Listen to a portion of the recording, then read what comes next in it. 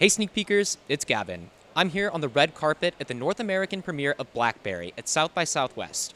We're about to interview the cast and crew, including Glenn Howerton, Matt Johnson, and Matthew Miller. Let's check it out. Hey there. Hello. I'm Gavin. I'm a student here at the Hey, University of Texas. Awesome, UT. Yes. Go Longhorns. Hook 'em. I'm a big Kevin Durant fan. Really? Yes. All right. You probably weren't even born when he was playing at UT. Absolutely not. Okay, No, yeah. sir. But my question for you Yes. is, what about the story of BlackBerry made you want to adapt it into a feature film? Well, we loved that it was a Canadian product. Canadians were obviously Canadian filmmakers, and so we really liked that. But really at the heart of the story is the dynamics between these three guys and what happens when they try to make a product that they care an awful lot about, that without their realizing really changes the world. And I think we saw a lot of ourselves in those guys and the interpersonal dynamics of trying to run a small production company, working with your friends, collaborating, working late nights, weekends. You know, it's like, it's not a job, it's your life. And so, you know, they obviously cared an awful lot about what they were doing. We cared an awful lot about what we do together. And then when you start to grow up and have some success and people have families, it's like, how do those dynamics change? And so that was something that we could immediately relate to. More than anything, it was that it had no historical baggage with people, apart from the fact that they knew it was sort of a has-been product. And so I thought, oh, this is kind of a great canvas to do a film in my style, which is a very, very film school style movie, which is like very verite. It's more based on documentaries than fiction films. That was sort of the motivation behind it, was to kind of hide a weird movie inside what people would think is a normal movie. You're a very busy man in the world of television and all kinds of things. What brought you to this role? What made you want to take it on? I've been seeking more dramatic work for a while. It's a little tougher to break into coming from a comedic background. I think it's just harder for people to see that. This was an opportunity to do something different. The movie is very funny, but it's not played for laughs at all, and so the tone of it is very different than a lot of the things that I've done. And I'm just constantly seeking new challenges as an actor.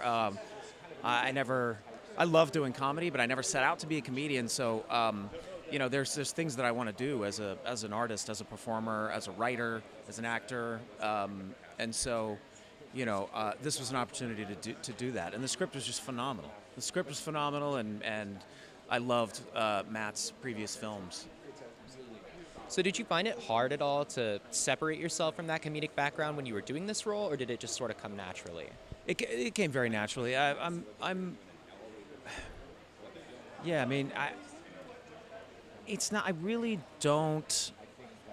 don't approach comedy from the standpoint of it being a comedy in a weird way. Like, even on Sunny, obviously the show's funny, but we don't write jokes. It's hard to explain, but it's like, I always approach comedy from the same place as I approach drama from, right? It's a character who has a really strong desire to achieve something or get something. And to me, a lot of times the thing that makes it truly funny is when the thing they're trying to do is ridiculous. Not the way they're doing it. The way they're doing it is very earnest. It's just that what they're doing is ridiculous. So my approach isn't all that different, honestly, between the two. Yeah. Absolutely. And so I understand that the book that this is based off is a little bit, cut and dry, right? How did you infuse satire and humor and comedy into that story? Well, that's like Matt Johnson's language, He kind of has an outlook on life that everything has comedy in it, and any movie that is devoid of comedy isn't true to life, because even our darkest moments can be quite funny. That's just who we are, I think, as filmmakers, and what we look for and what we're attracted to, and the movies that we like kind of play with tone and genre a little bit. So, we were not interested in making just a beat-by-beat, paint-by-numbers biopic, and we always wanted to infuse it with Matt's really strong voice as a filmmaker, and with our visual style that we've worked with our DP, Jared Rabb, for over a decade, kind of really nailing down this fake documentary aesthetic. And so it was really exciting for us to have this material and to put together such an amazing cast, but still get to do something that felt kind of true to our roots. And so how did you toe the line between keeping things realistic and also, maybe having a little bit more fun with it, dramatizing, adding comedy, that kind of thing? The performances, I just cast people who I knew would be really real. And it's very hard to seem silly if all the actors are taking it seriously and if they believe in what they're doing. So long, it's all up to the actors. If the actors take what they're doing seriously, then nothing will ever seem ridiculous. Like, you can make anything seem real, so long as the people doing it believe in what they're doing.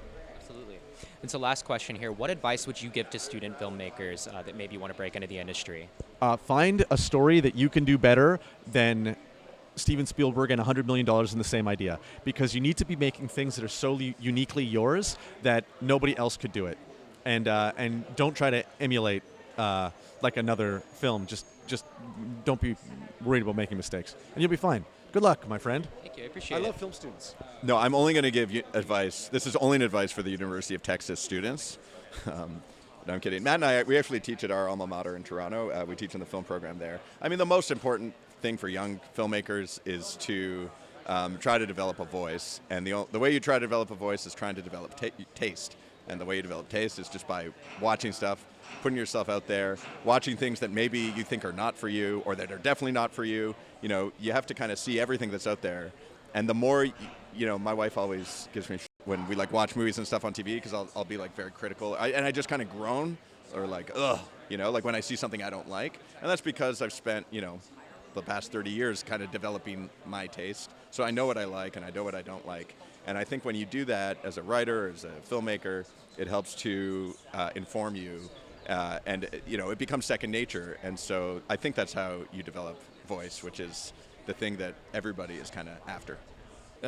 Surround yourself with people that are smarter than you, really, really good at their jobs that you can count on, people that will be honest with you, but without being dicks. And make things. Just start making things. You know what I mean? But then ask people that you trust if what you made is good. Don't just put it out there, because if it's bad, you don't want to put bad stuff out there.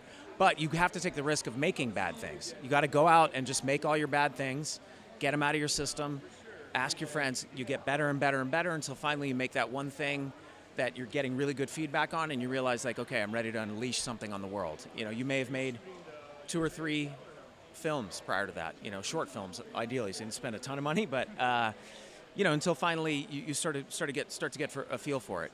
Some people are going to get it right off the bat, but most people won't. So you just got to make mistakes and go out there and do it, and do it with friends, like people who you have the same goals, the same aesthetic, the same things you want to achieve, and work with your friends, work with people you can trust, surround yourself with smart people that are honest.